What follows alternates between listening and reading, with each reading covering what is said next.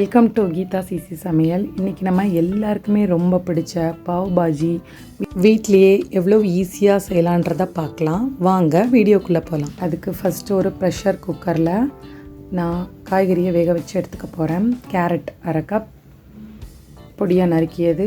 காஞ்ச பட்டாணியாக இருந்தால் ஊற வச்சு எடுத்துக்கணும். பச்சை பட்டாணினா டைரெக்டாக போட்டுடலாம். தண்ணி காய்கறி வேகிற அளவுக்கு, கொஞ்சம் உப்பு, அவ்வளோதான். இப்போது காய்கறியை நல்லா வேக வச்சு எடுத்துக்கலாம். நீங்கள் டைரெக்டாகவும் வேக வச்சுக்கலாம், உங்களோட விருப்பம். அவ்வளோதான். நல்லா வெந்த காய்கறியை திருப்பியும் நல்லா மசிச்சு விடணும். நல்லா மசிச்சாச்சு. இப்போது ஒரு கடாயை வச்சுட்டு 2-3 ஸ்பூன் பட்டர் நீங்கள் சேர்த்துக்கலாம். பட்டர் நிறையா இருந்தால் தான் இது நல்லா டேஸ்டியாக இருக்கும்.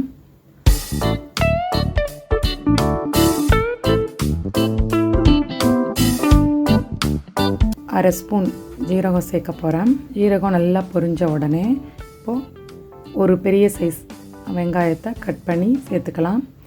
நல்லா வதக்கிட்டு இஞ்சி பூண்டு பேஸ்ட்டு 1 ஸ்பூன் சேர்த்துக்கலாம்.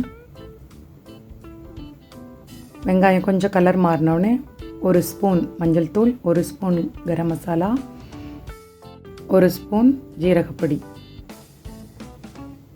மிளகாத்தூள் 2 ஸ்பூனு இல்லைன்னா 1 டேபிள் ஸ்பூன். நல்லா கலந்து விட்டுட்டு 3 தக்காளி நிறையா இருந்தால் தான் கிரேவி கன்சிஸ்டன்சி நல்லாயிருக்கும். நல்லா வதக்கி விட்டுட்டு இதுதான் அந்த பாவ் பாஜி மசாலா இப்போ சேர்த்துக்க போகிறேன். இதுவுமே 1 டேபிள் ஸ்பூன் இல்லைன்னா 2 சின்ன ஸ்பூன் சேர்த்துக்கலாம். நல்லா கலந்து விட்டுறணும்.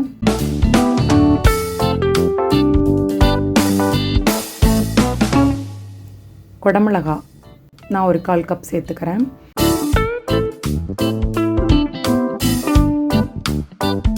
இது ரொம்ப வேகணும்னு தேவையில்லை, லைட்டாக 2 மினிட்ஸ் இருந்தால் போதும். ஏற்கனவே நம்ம வேக வச்சு மசித்த காய்கறியும் இதோட சேர்த்துக்கலாம்.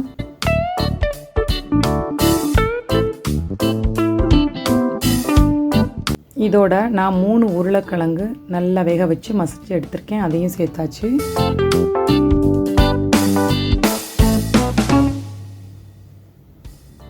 தேவையான அளவு உப்பு சேர்த்துட்டு இதை நல்லா மசிச்சு விடணும். எல்லாமே வெந்தனால ரொம்ப நேரம் இருக்கணும்னு அவசியம் இல்லை. கொஞ்சம் தண்ணி மட்டும் சேர்த்துக்கலாம்.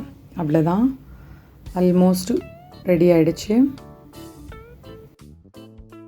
ஒரு 1/2 ஸ்பூன் லெமன் ஜூஸ் புழிஞ்சிட்டு கொத்தமல்லி இலை தூவி இறக்கிடலாம். நம்மளோட பாஜி ரெடி ஆகிடுச்சு.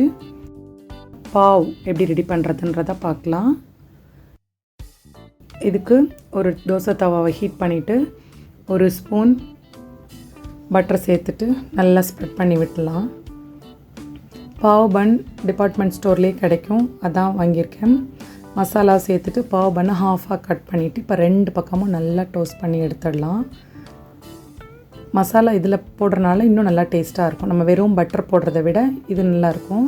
அவ்வளோதான், ரெடி ஆகிடுச்சு. இன்னொன்று நான் மசாலா சேர்க்காமல் வெறும் பட்டர் மட்டும் சேர்த்து எப்படி டோஸ்ட் பண்ணுறதுன்னு காமிக்க போகிறேன். பாருங்கள், பட்டர் போட்டாச்சு.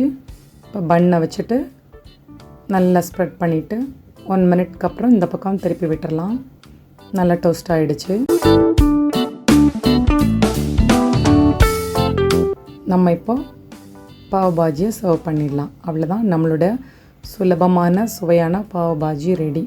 ட்ரை பண்ணி பாருங்கள், கண்டிப்பாக உங்களுக்கு பிடிக்கும். லைக் பண்ணுங்கள், ஷேர் பண்ணுங்கள், கமெண்ட் பண்ணுங்கள், மறக்காமல் சப்ஸ்கிரைப் பண்ணுங்கள். கூடவே பெல் ஐக்கானை கிளிக் பண்ணிவிடுங்க. நான் இப்போ தான் டேஸ்ட் பண்ண போகிறேன். பாருங்கள். தேங்க்யூ ஃபார் வாட்சிங்.